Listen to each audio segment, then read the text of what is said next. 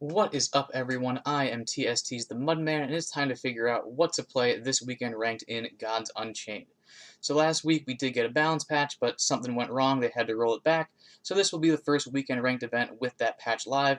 Last week we discussed the cards that were changed, as well as how it would impact the meta, so if you're interested in that, please watch last week's video. But let's get right into this week. Right now in Mythic rank, Death is the most popular god. It's also probably the most diverse god. There are 4 different Death archetypes that are all very powerful. Zombies are the most popular, then Nubians, then over-the-line Death, and finally board wipe Death. But luckily, there is one tech card that's strong against all 4 of those archetypes, and that card is Gleamweaver. All of those aforementioned decks manipulate the Void in some way, shape, or form. Anubians are the most obvious. They replay their Anubians over and over, so if you can get rid of their key Anubians, like Priestess and Necromancer, you would greatly reduce their damage output. Over-the-line Death and Board Wipe Death both use Canopy Quarter to replay Afterlife effects. Over-the-line Death replays Possessed Acolytes as well as Rock Drake Eggs, so they can do lots of damage with over-the-line. So if you get rid of those 2, creature Afterlife cards, then you greatly diminish their damage output. Board Wipe Death uses Siren of the Graves as well as Burrowing Scarab to stall and mill their opponent, as well as draw their win conditions. So getting rid of those is also very powerful. And finally, Zombies use their gimmick of having Necro Scepter on the board as well as Cursed Obelisk at the same time. So when you destroy the Cursed Obelisk, you can remove it from the Void so they can't reanimate it again. They also tend to bring back Fickle Cambions, so getting rid of Fickle Cambions and Cursed Obelisk can be very, very strong in the zombie matchup. And then besides that, Gleamweaver is pretty good against archetypes like Control Light. Control Light's not the most common, but it's very powerful to get rid of their Radiant Bombers or Inescapable Duties. Another key tech card in this Death meta would be Relic Removal. Both Zombies and Anubians run 1 durability relics, and destroying those is very important. Necro Scepters as well as Skull Scepters can win the games on their own. And then the other deck archetypes sometimes run Kopeshes, but not often. However, Zombies and Anubians are far more common, so Relic Removal is very good in the meta currently. Moving on to Magic, the most common Magic archetype is definitely Control Magic. Card Draw Magic or Tempo Magic, whatever you want to call it, is also powerful, but nowhere near as popular as Control Magic. Aggro Deception was nerfed in the last balance patch, so now Control Deception, or like mid-range Control Deception, is more popular. Deception's in a unique place in the meta right now, with Zombies being very popular. Deception has lots of tools that make it just eradicate Zombies, so if you really dislike the Zombies, Deception can be a great choice. Nature has been the same for months and months now. This is aggressive. When you see Nature, it'll be aggressive Nature, probably with some sort of wild synergy. With this new balance patch implemented, Big Relic War is officially dead, so all war decks will essentially be creature-oriented war decks, usually with like some variation of Viking synergy. Right now, very heavy Viking synergy decks are popular, so expect very aggressive Viking decks when you see war. And then Light can either be Zoo Light or Control Light. Both archetypes are good, but Control Light is far better. And now that we've discussed the meta a bit, let's look at some decks you might want to play this weekend.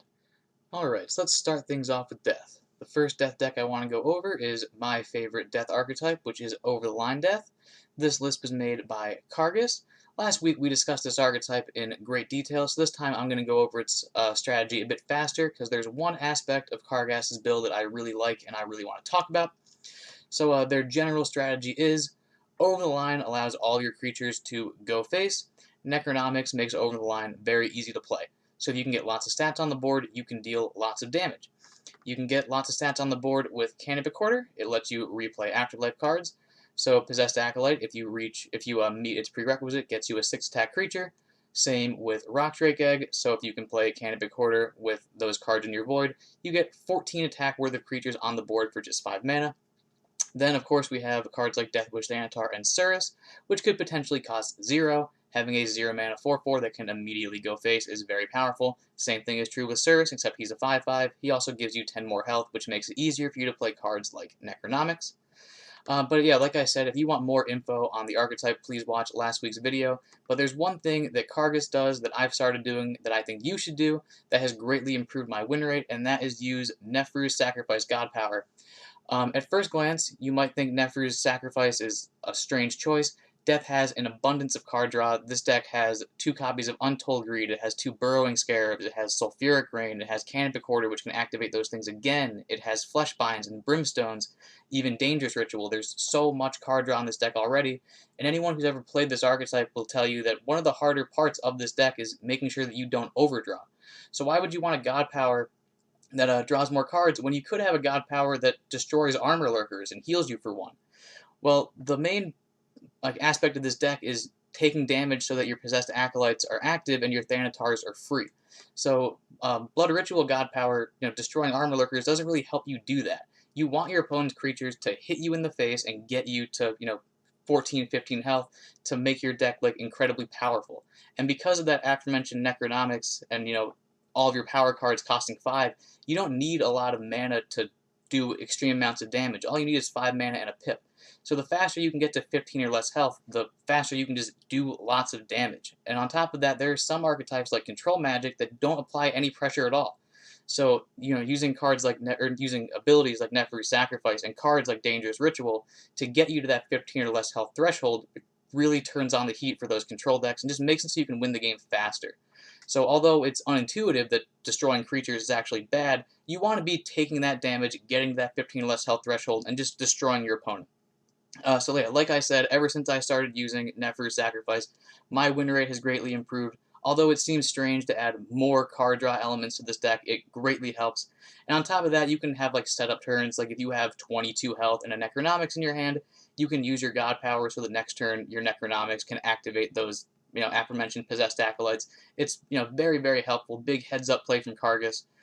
Yeah, and in my opinion, this is the strongest of the Death archetypes. It's my favorite to play. Every game, feels very different. There's lots of different avenues for victory.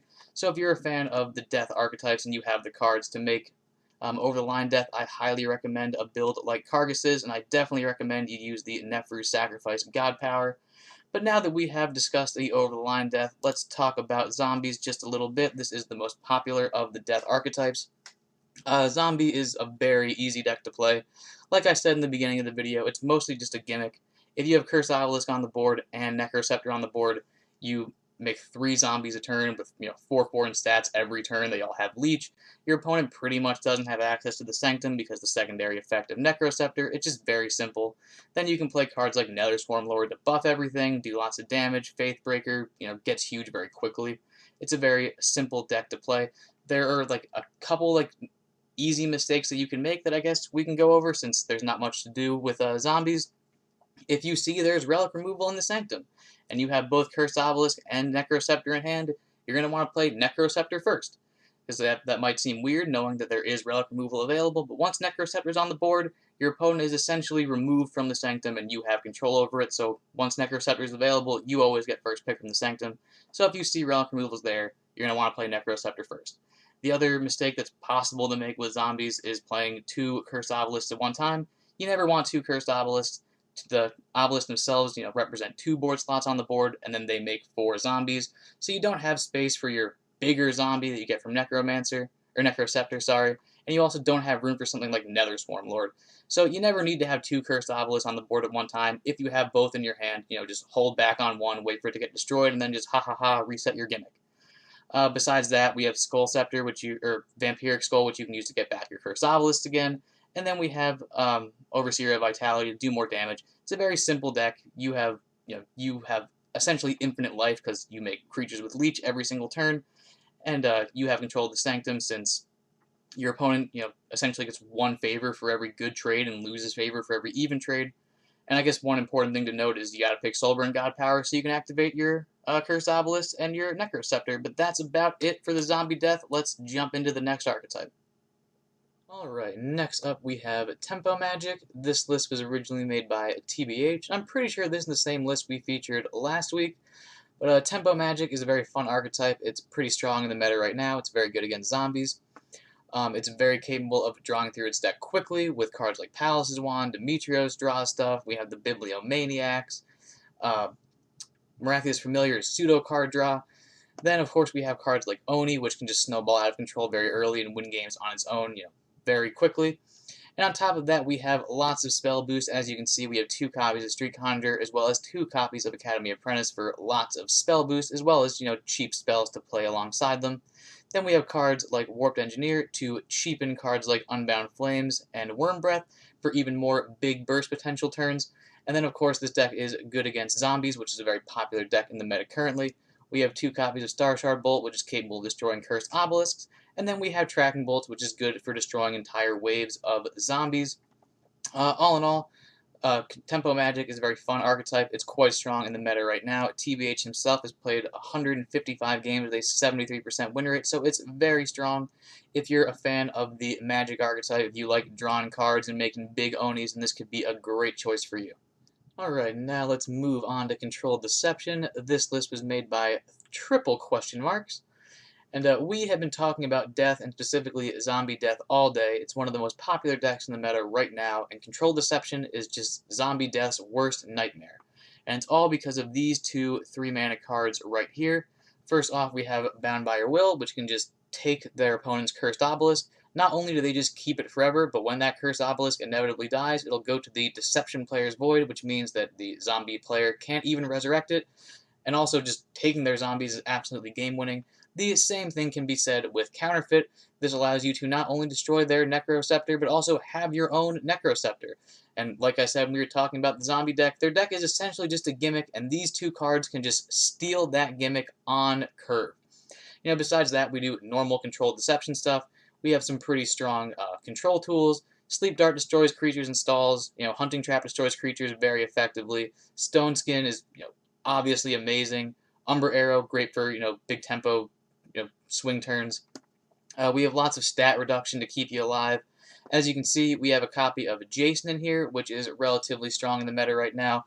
Both Board Wipe Death and Over the Line Death tend to mill you a lot, and Jason, revitalizes your deck a bit. This is pretty much just normal Controlled Deception, but the main takeaway is it's incredibly good against zombie death. So if you see zombies are all over the meta, any Deception deck that runs Bound by Her Will and Counterfeit are going to be absolutely game-winning. You can be the zombie player with just these 2 cards. So if you are sick of the zombies, then a deck like this could be perfect for this weekend ranked event. Alright, next up we have Nature. This Nature list was made by Gillis. And personally, I'm not a huge fan of Nature currently in the meta. I know a lot of people love playing Nature. This list has a pretty good win rate. It's played 20 games with an 80% win rate. And this deck is definitely capable of beating death. As you can see, we have a very fair amount of relic removal in here. We have Swordbreaker, which has Echo, so it's capable of destroying 2 relics on its own. We have Svart Basilisk, which destroys relics as well as, is anti-sleep.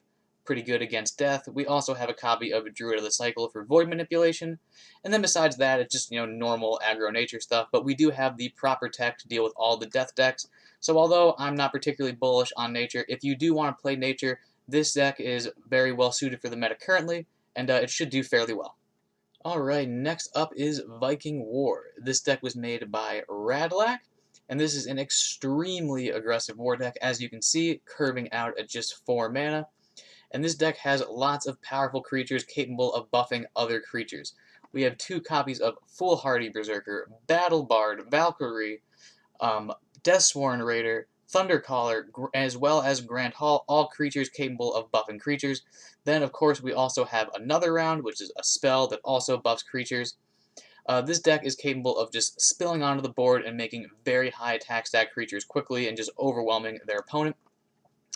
Just a quick note, Grand Hall hasn't seen play in a while, but I really like it in this build.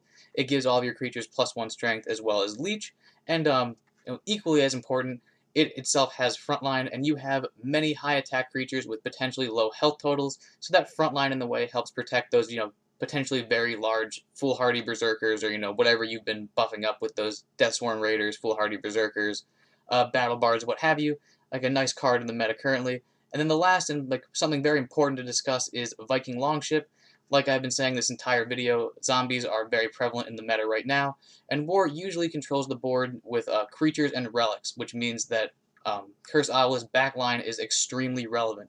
So cards like Viking Longship or Master Tactician give all of your existing creatures flank, which means that you can ignore that backline ability and destroy Cursed Obelisk. So if you're playing War this weekend, you're going to want to have Viking Longship or Master Tactician or both so that you can deal with all of those Cursed Obelisks. Also, like this variation of Viking War, like I said, is extremely aggressive. It puts a lot of emphasis on buffing attack stats, which is very good against all the death decks, so you can just outrace them.